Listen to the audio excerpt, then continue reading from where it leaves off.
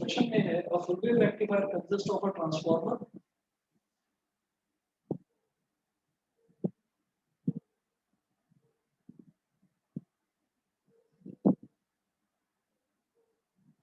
full wave rectifier consists of a full wave rectifier consists of a transformer, comma, two junction diodes D1 and D2,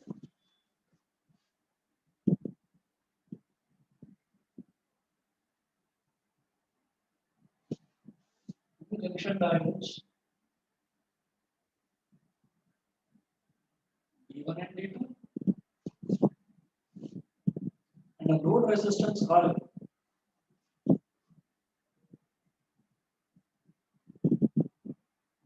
and a load resistance R. Second point, the input AC signal is fed to the primary coil.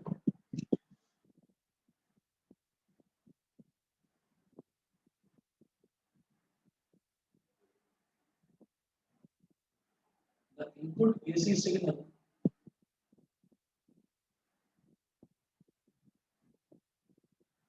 is fed to the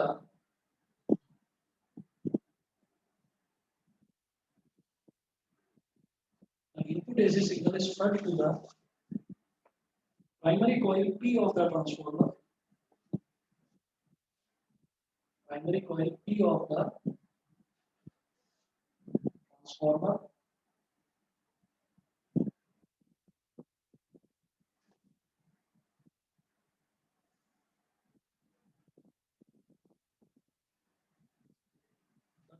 Ends A and B of the secondary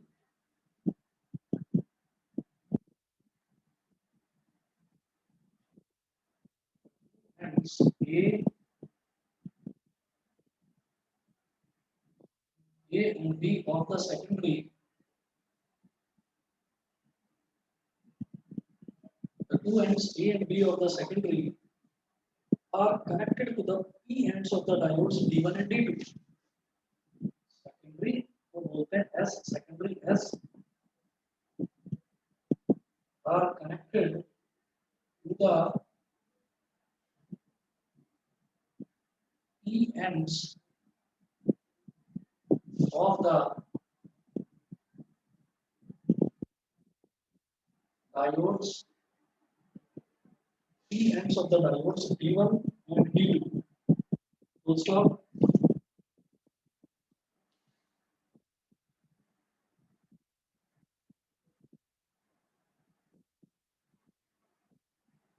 The secondary is tapped.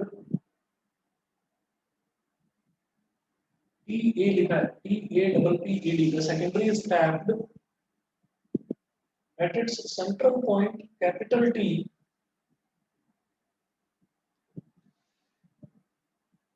at its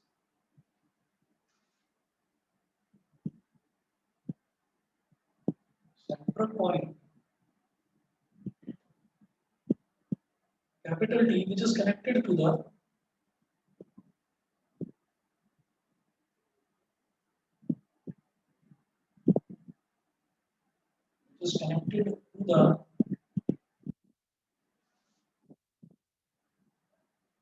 N ends of the two diodes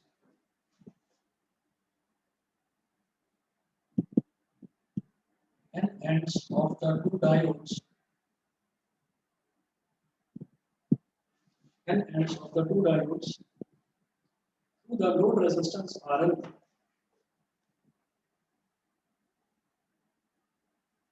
Through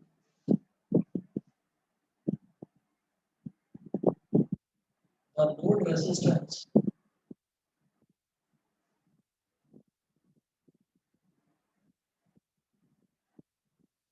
load resistance RL.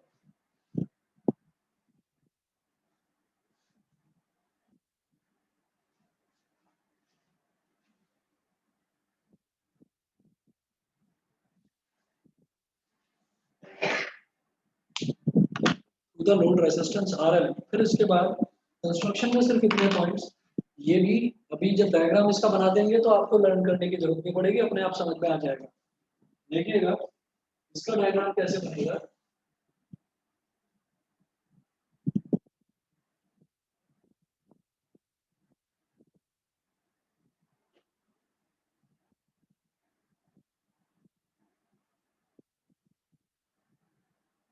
ये तो हो गया AC,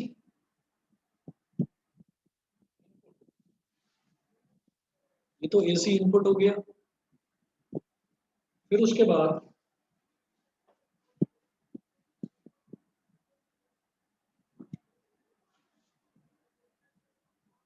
ये दो parallel lines बना देते हैं कि यहाँ पर म्यूचुअल इंडक्शन होता है, तो ट्रांसफार्मर के बीच में दो पैरेलल लाइन बनाते हैं। और फिर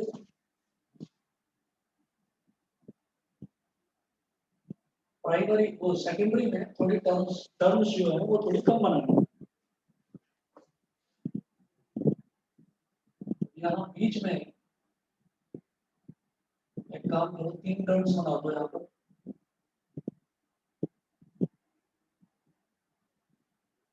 तो बीच है यहाँ पर, इस पॉइंट को लिख दीजिए बेटा टी, कैपिटल टी। एक एरो बनाना है इस तरीके से, कैपिटल टी, और यहाँ एक पॉइंट वाई, और यहाँ आर एल, आर एल मतलब लोड रेजिस्टेंस।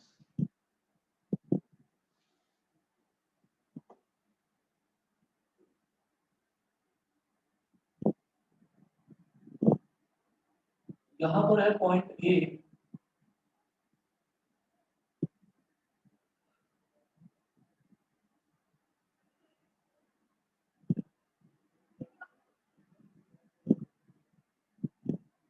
एक डायोड ये हो गया, पॉइंट बी,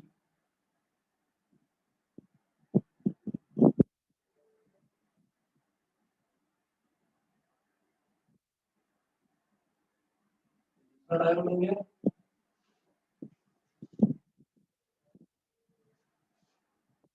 इधर है पॉइंट एक्स,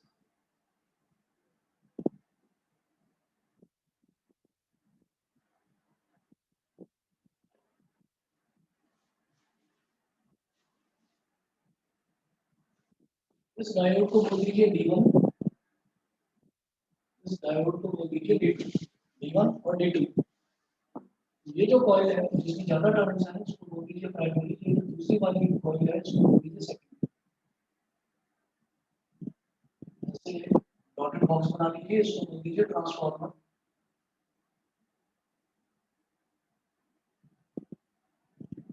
इसका कंस्ट्रक्शन, कंस्ट्रक्शन के बाद हम करेंगे working.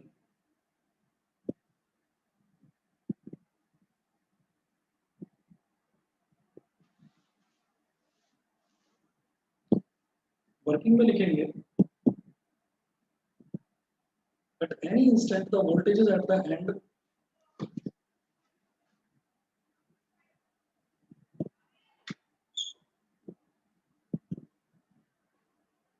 at any instant the voltages at the end A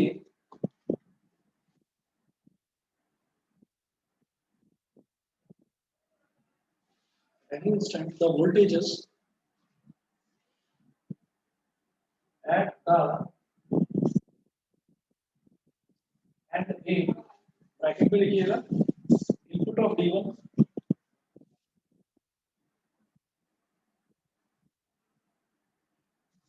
of D1 and B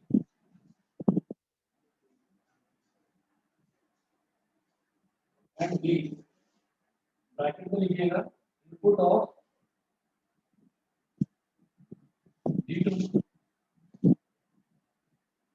of the secondary with respect to the center tap of the secondary with respect to the center tap, TAP tap, capital T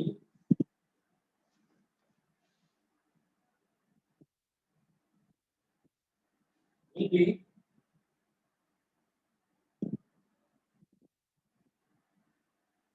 out of phase with each other. Will be out of phase with each other. ठीक है, चलिए अभी construction देखते हैं, उसके बाद working का पहला पॉइंट एक्सप्लेन करता हूँ, फिर अगले पॉइंट देखते हैं। सबसे पहले देखिएगा कंस्ट्रक्शन में a full wave rectifier consists of a transformer, ये रहा transformer, two junction diodes D1 and D2, two junction diodes D1 and D2, and a load resistance RL and a load resistance RL।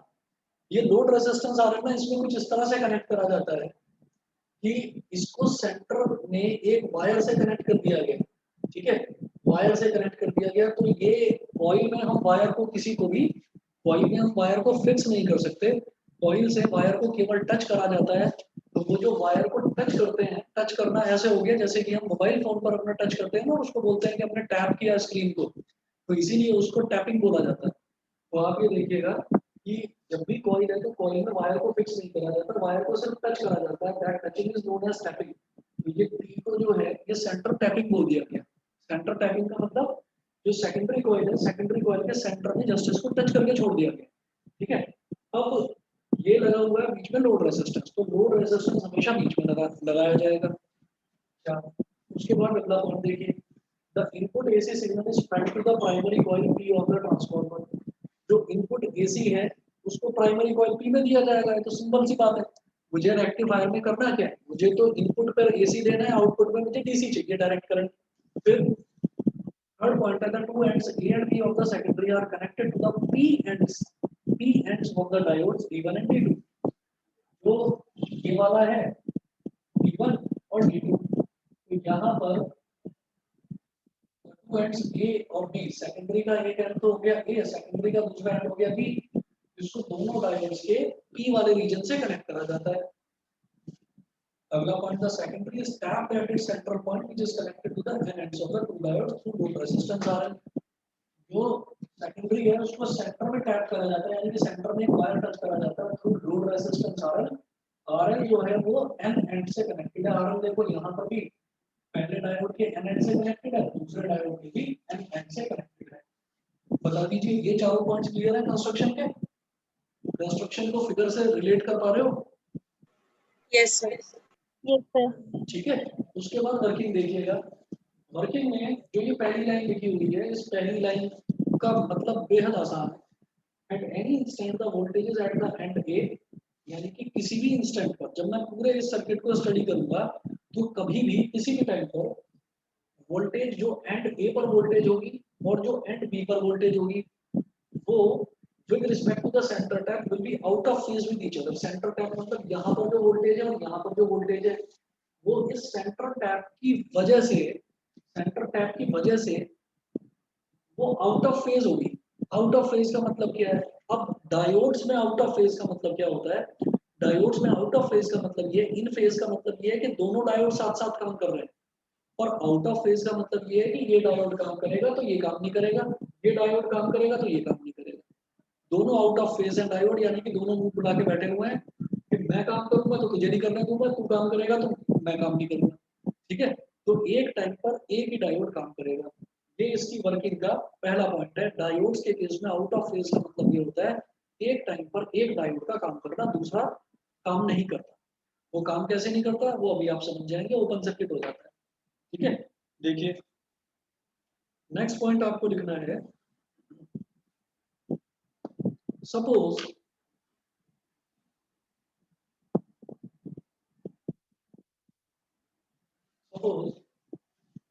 during the positive half cycle of AC input,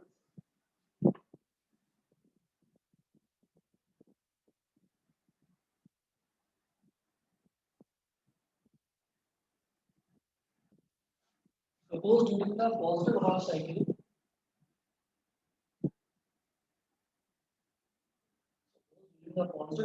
of AC input, the end A is positive and end B is negative.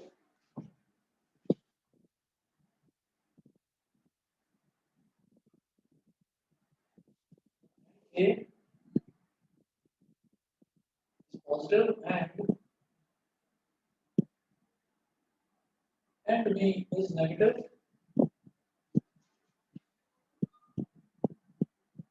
With respect to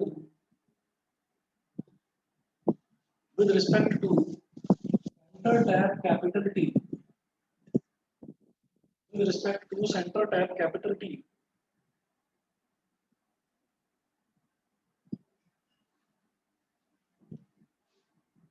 Then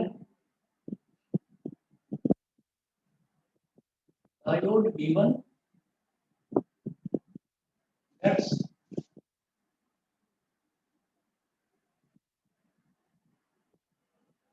forward biased. When diode B1 gets forward biased,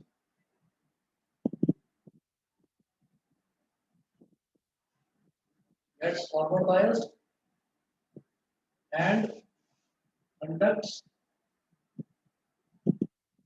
current. Bracket में लिखिएगा as indicated by solid arrows.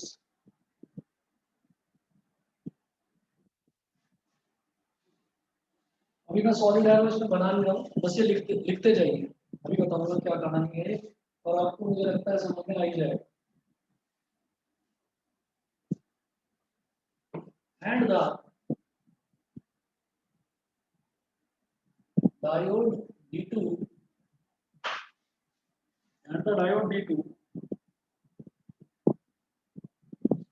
gets reverse biased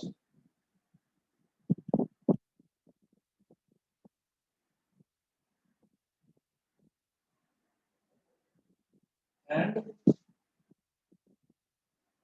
does not conduct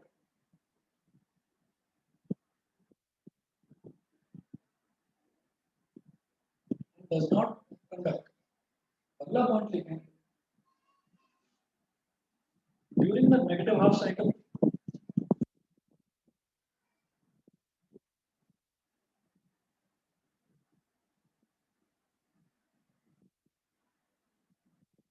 during the negative half cycle the end A becomes negative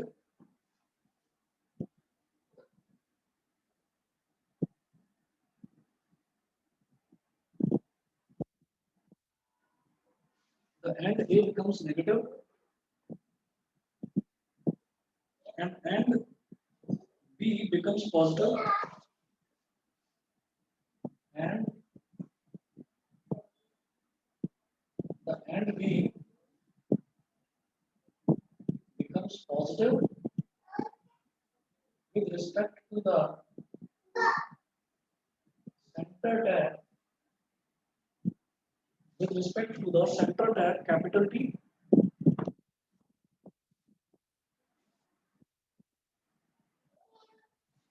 ये construction वाला portion मिटा रहा हूँ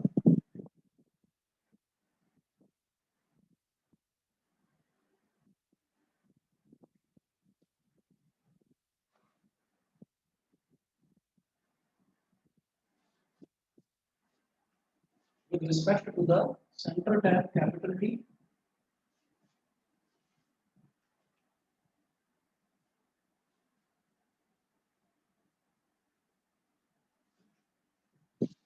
फिर लिखेंगे the diode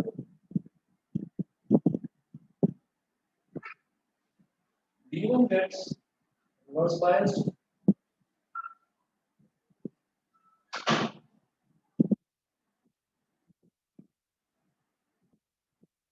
and does not conduct. Diode D1 gets reverse biased and does not conduct.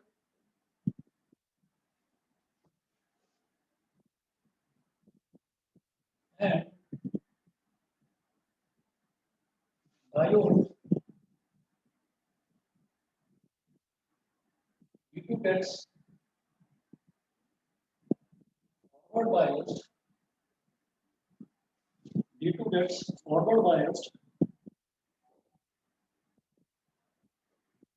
and conducts current and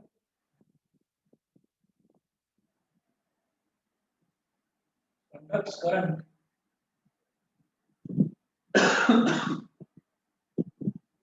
as indicated by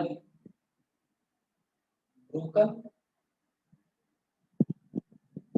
arrows, as indicated by broken arrows, ठीक है.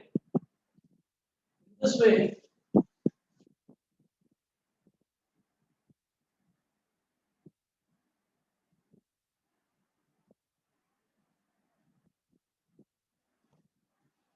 way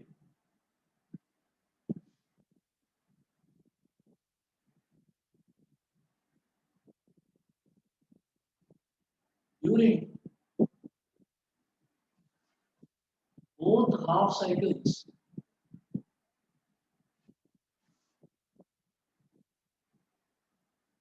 current flows are in the same direction. Bracket में लिखिएगा x to y and the circuit behaves like a full wave rectifier. Circuit behaves like a full wave rectifier. इसका जो wave form है वो wave form किस तरीके से बनेगी तो देखिएगा, क्योंकि यहाँ पर दो डायोड है.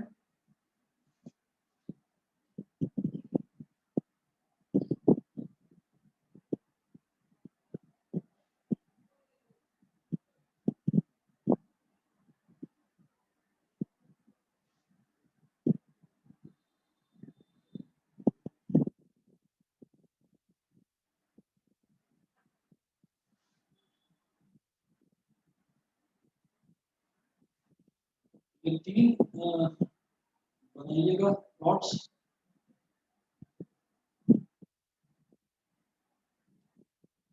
लिखिएगा वोल्टेज एट ए, लिखिएगा वोल्टेज एट बी, लिखिएगा voltage across RL, load resistance के अक्रॉस वोल्टेज.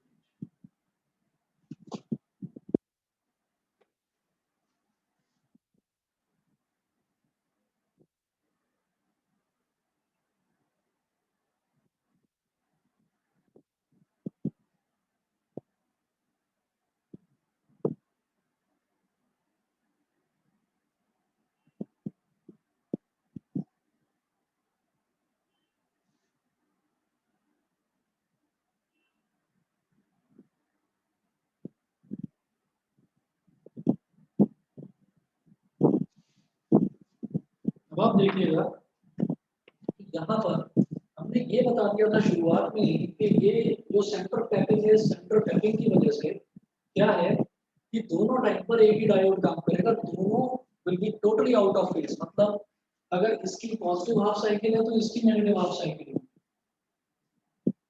इसकी नेगेटिव है तो इसकी पॉजिटिव, मतलब टोटली आउट ऑफ फेज है दोनों के दोनों.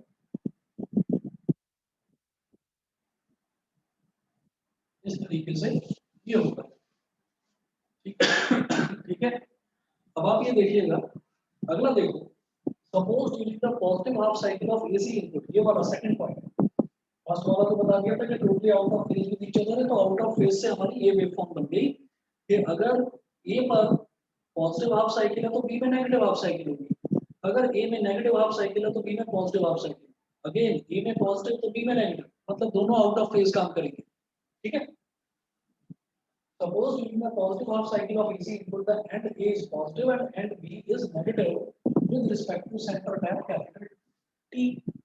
तो आप ये देखिएगा कि पॉजिटिव हाफ साइकिल अगर है तो पॉजिटिव हाफ साइकिल में हम ये कहते हैं कि चलिए अगर वोल्टेज ए पर अगर वोल्टेज पॉजिटिव है तो बी पर वोल्टेज नेगेटिव होगी. ठीक है ना, क्योंकि दोनों टोटली आउट ऑफ फेज काम कर रहे हैं. तो अगर ए पर वोल्टेज पॉजिटिव है तो बी पर वोल्टेज नेगेटिव होगी. तो इस केस में क्या होगा, इस केस में आप ये देखिए कि positive terminal is connected to the positive terminal is connected to the P type junction. जब positive terminal P type junction से कनेक्टेड हो गया तो ऑब्वियस सी बात है कि ये जो वाई वाला है ये अपने आप नेगेटिव हो जाएगा, ये वाई वाला अपने आप नेगेटिव हो गया। और आप ये देखिएगा कि हम ये कहेंगे कि इतना ज्यादा हमको इसमें सिर्फ और सिर्फ इतना देखना होता है कि अगर ये पॉजिटिव कनेक्टेड है यहाँ पर पी टाइप से तो पॉजिटिव पी से है तो जो ये वाला है ये ऑटोमेटिकली नेगेटिव हो जाएगा। ये नेगेटिव हो गया तो ये आपका शॉर्ट सर्किट की तरह बिहेव करेगा, ये शॉर्ट सर्किट की तरह बिहेव करेगा। और ये नेगेटिव है, ये नेगेटिव है तो ये ओपन सर्किट की तरह बिहेव करेगा। यानी कि जो आपका डायोड D1 है वो फॉरवर्ड बायस्ड हो गया और डायोड D2 जो है वो रिवर्स बायस्ड हो गया। ये समझ में आ गया इतना? Yes, sir.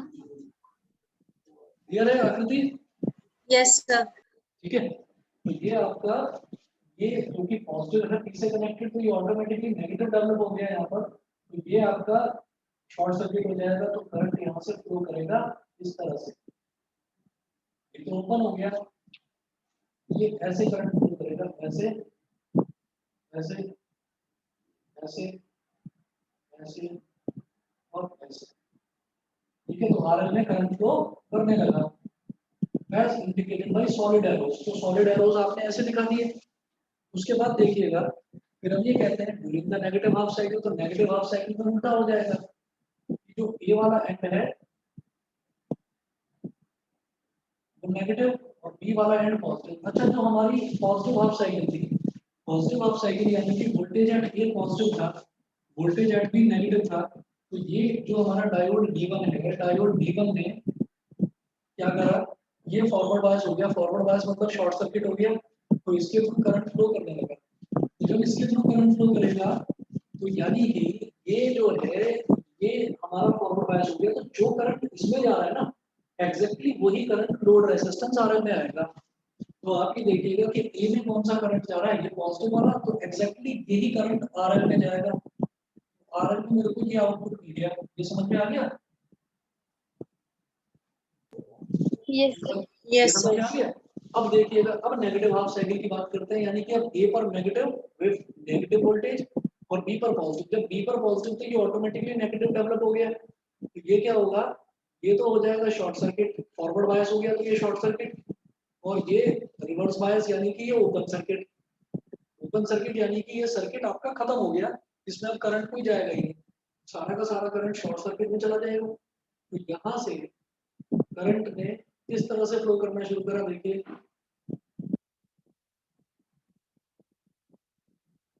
ऐसे ऐसे